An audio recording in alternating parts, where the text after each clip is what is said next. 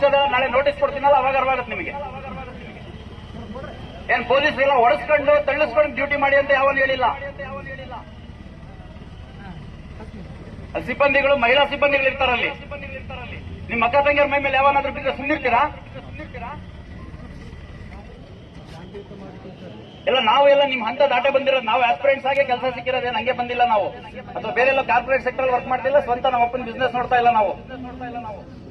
ವಿದ್ಯಾರ್ಥಿಗಳಿಗೆ ಶಿಸ್ತಿರ್ಬೇಕು. ಕೂಗೋದು, ಕಿರ್ಚೋದು, ಉಡಾಸೆಯಿಂದ ಮಾತಾಡೋದು, ಕಿಚಾಯಿಸ್ ಮಾಡಿ ಇದರಲ್ಲೆಲ್ಲ ಬರೋದು.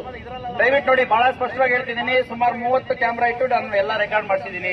ಯಾರ್ಯಾರು ಪೊಲೀಸ್ ಜೊತೆ ಅನುಚಿತವಾಗಿ ವರ್ತನೆ ಮಾಡಿದಿರಿ, ತಳ್ಳಾಟ ಮಾಡಿದಿರಿ, ತಪ್ಪಿದಿರಿ, ಇದೆಲ್ಲ ರೆಕಾರ್ಡ್ ಆಗಿದೆ. ದಯವಿಟ್ಟು ಮುಂದಿನ ಕೇಸಸ್ ಆದ ಸಂದರ್ಭದಲ್ಲಿ ಮತ್ತೆ ನಮ್ಮನ್ನು ಬ್ಲೇಮ್ ಮಾಡಬೇಡಿ. ದಯವಿಟ್ಟು ಎಲ್ಲ ಸ್ಪಷ್ಟವಾಗಿ ಹೇಳ್ತಿದ್ದೀನಿ, ಡಿಸ್ಪರ್ಸ್ ಮಾಡಿ. ಬ್ರದರ್, ನಿನ್ ಗಾಡಿ ಖಾಲಿ ಮಾಡ್ತೀಯ, ವಿಡಿಯೋ ರೆಕಾರ್ಡಿಂಗ್ ಮಾಡ್ಕೊಂಡಿದೀವಿ. ಅದರಿಂದ ಮತ್ತೆ ನಾಳೆ ಕೇಸಸ್ ಆದ್ರೂ ನಾವು ಜವಾಬ್ದಾರಲ್ಲ. ಬಹಳ ಸ್ಪಷ್ಟವಾಗಿ ಹೇಳ್ತಿದ್ದೀನಿ. ಎಲ್ಲ ನಮ್ಮ ಅಣ್ಣ ತಮ್ಮಂದ್ರೆ ತಂಗಿದ್ದೀರಿ. ಒಂದು ಒಳ್ಳೆ ಉದ್ದೇಶದಿಂದ ಹೇಳ್ತಿದ್ದೀನಿ, ಒಬ್ಬ ಅಣ್ಣನಾಗಿ ಹೇಳ್ತಿದ್ದೀನಿ. ಎಲ್ಲ ದಯವಿಟ್ಟು ನಿಮ್ಮ PG ಇದೆಯೋ, ಲೈಬ್ರರಿ ಇದೆಯೋ, ಎಲ್ಲಿದ್ರೆ ಹೋಗ್ರಿ. ಯಾವುದೋ ನ್ಯೂಸೆನ್ಸ್ ಆದಾಗ ಕೇಸಸ್ ಆದ್ರೆ ಮತ್ತೆ ನಿಮ್ಮ ಭವಿಷ್ಯ ಹಾಳಾಗುತ್ತೆ. ಪೊಲೀಸ್ ಇನ್ವೆಸ್ಟಿಗೇಷನ್ ಯಾರು ತಪ್ಸಕ್ಕಾಗಲ್ಲ, ಯಾರು ಮಾಡಬೇಡಿ ಅಂತ ಹೇಳಕ್ಕಾಗಲ್ಲ. ಸಾಕಷ್ಟು ನಾವು ಸಂಯಮದಿಂದ ನಡ್ಕೊಂಡಿದ್ದೀವಿ. 2,000 ಜನ ಸಿಬ್ಬಂದಿಗಳನ್ನ ನಿಯೋಜನೆ ಮಾಡಿದ್ದೀವಿ. ಇನ್ನು ದಯವಿಟ್ಟು ಇನ್ನು ಮುಂದುವರಿಸಬೇಡ್ರಿ. ದಯವಿಟ್ಟು ಡಿಸ್ಪರ್ಸ್ ಆಗಿ ಎಲ್ಲ ಫಂಕ್ಷನ್ಗೆ ಹೋಗಿ. ನಿಮ್ಮ ಪರವಾಗಿ ಮಾತಾಡ್ಲಿಕ್ಕೆ ಸಂಬಂಧಪಟ್ಟ ನಾಯಕರು ಬಂದಿದ್ದಾರೆ, ಅವ್ರ ಮಾತು ಕೇಳಿ ನಿಮ್ದು ಏನಾದ್ರು ಅಹವಾಲ್ ಇದ್ರೆ ಅಲ್ಲಿ ಹೇಳಿ. ಅದು ಬಿಟ್ಟು ಇಲ್ಲೇ ಕುತ್ಕೊಳ್ಳೋದು, ಅಲ್ಲಲ್ಲೇ ಕುತ್ಕೊಳ್ಳೋದು, ನಾವು ಅಲ್ಲೋಗ್ತೀವಿ ಇಲ್ಲೋಗ್ತೀವಿ ಎಲ್ಲೂ ಬಿಡಲ್ಲ.